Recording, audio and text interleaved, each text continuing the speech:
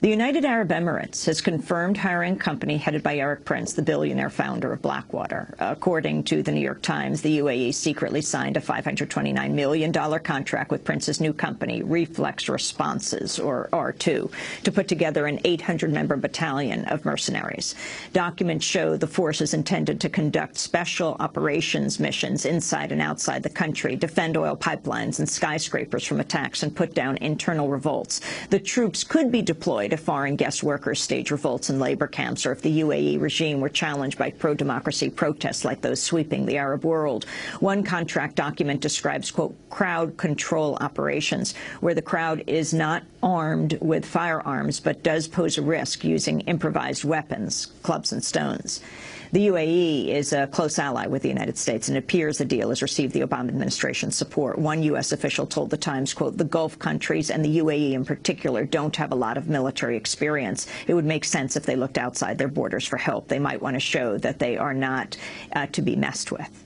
News of the deal also comes just weeks after the UAE's Crown Prince Mohammed bin Zayed Al Nahyan visited President Barack Obama at the White House late last month. A White House statement said Obama and the Crown Prince would discuss, quote, the strong ties between the United States and UAE and our common strategic interests in the region. A number of U.S. citizens, including former Blackwater employees, have occupied senior positions in the operation. Legal experts have questioned whether those involved might be breaking federal laws prohibiting U.S. citizens from training foreign troops if they did not secure a license from the U.S. Department of State. The force is reportedly made up of Colombians, South Africans, and other foreign troops. Prince reportedly has a strict rule against hiring any Muslims because he's worried they could not be counted on to kill fellow Muslims. Prince himself now lives in the United Arab Emirates after moving there last year under a cloud of legal controversy here in the United States. The UAE deal is the first to emerge publicly since Prince sold Blackwater and suggested he would leave the private military business behind. For more, we're joined by independent journalist, Democracy Now! Correspondent, Nation writer Jeremy Scahill, author of the award-winning bestseller Blackwater, The Rise of the World's Most Powerful Mercenary Army. Jeremy was the first journalist to report on Prince's move to the United Arab Emirates 2 months before it was publicly confirmed. Welcome to Democracy Now!, Jeremy. Talk about the significance of this mercenary army that Prince is setting up for the UAE. Well, when Eric Prince decided to move to the United Arab Emirates, he gave an interview to a former CIA employee in Vanity Fair in which he said that he was going to be leaving the soldier of fortune business and said he wanted to go and teach high school. And he said, you know, I'll teach history. Even Indiana Jones was a teacher. Well, it's true that Indiana Jones was a teacher, but he also was an anti-mercenary. And in fact, in a famous scene in the movie Indiana Jones, Raiders of the Lost Ark, his arch nemesis, Belloc, who's working for the Nazis, accuses Indiana Jones of giving a bad name to mercenaries. So Eric Prince, rather than pursuing that path, has actually pursued the path of the mercenary. And when he moved to the United Arab Emirates, he said he did so because it was a free society and a country that respected the free market.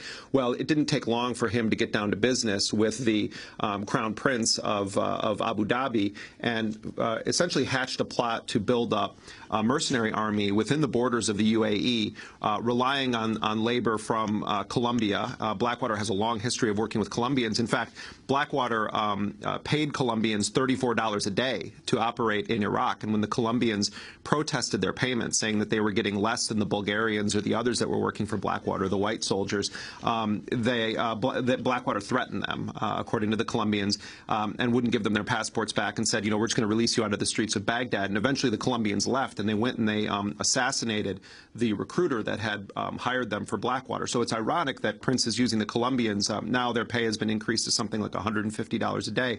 And the purpose of this force, as stated in the corporate documents and in the New York Times, is to deal primarily with the internal situation in the United Arab Emirates. Anyone who's been to the UAE knows that the economy is entirely fueled by migrant workers, people from the Philippines or from Pakistan or Bangladesh. And they live in these camps, and their conditions are not good, to say the least. So one of the concerns seemed to be that unrest could spread in those camps, and they didn't want to use UAE forces to quell those rebellions, but instead send in Eric Princes.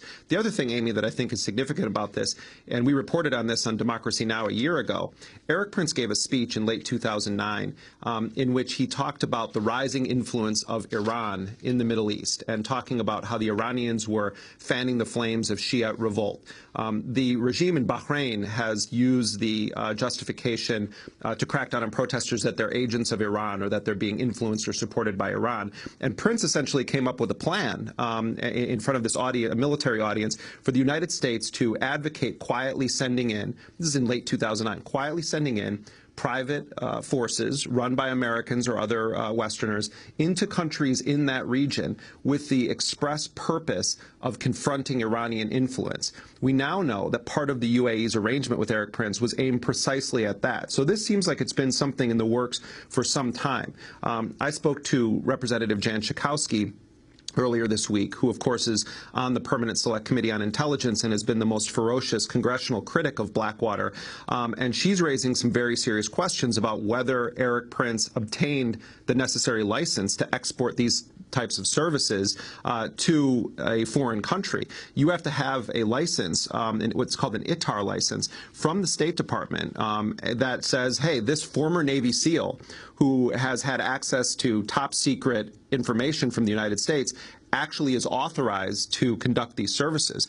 Blackwater has been fined in the past millions and millions of dollars by the Justice Department for not obtaining those kinds of licenses. So it could be, if he didn't obtain these licenses, that he is actually breaking U.S. law in providing these services to the UAE. And what about other U.S. Americans going over there? I mean, look, the fact is that one of the major sources of income and one of the things that the UAE is becoming famous for is being a playground for the war game globally. Companies that service the wars in Afghanistan and Iraq have set up shop there because of the tax situation, because of its proximity to these war zones. And so you have massive, massive presence of the U.S. war industry in both Dubai and Abu Dhabi. And so for Erik Prince to set up shop there is no surprise. I mean, I know when I went to Afghanistan late last year, when you're in the airport in Dubai, it's journalists, rich Emiratis, or it's people in transit to Bangladesh or other countries, or it's the war industry. You see the 18-inch biceps, the wraparound sunglasses. I mean, it really is sort of a gateway to war and a good place to position yourself if you want to make a killing. And the other Americans working with Prince in UAE? Right. Well, there's a former FBI agent who actually, C.T. Chambers, who actually ran Blackwater's quote-unquote training operation in Afghanistan for a shell company that Blackwater set up called Paravan. And it seems as though this company was set up explicitly to keep the name Blackwater out of the contract bidding process. They won that contract, and Blackwater still has these contracts to train Afghan national police and military forces. That company came under an intense investigation by the Senate Armed Services Committee, led by Senator Carl Levin, exploring whether or not Blackwater and the massive war company Raytheon effectively conspired to win contracts for Blackwater while explicitly shielding or shrouding Blackwater's involvement in secrecy. Two members of that Blackwater force in Afghanistan were recently convicted of manslaughter stemming from the shooting deaths of two Afghan civilians. So the man who ran that program that's under intense congressional scrutiny right now, and Senator Levin has asked the Justice Department to investigate, is another key player in this Prince operation. He's supposedly making upwards of $300,000, but the contract is worth $100 million a year, and it started in June, and it's supposed to go through May of 2015. We're talking to journalist Jeremy Scahill, who wrote the book Blackwater. We're all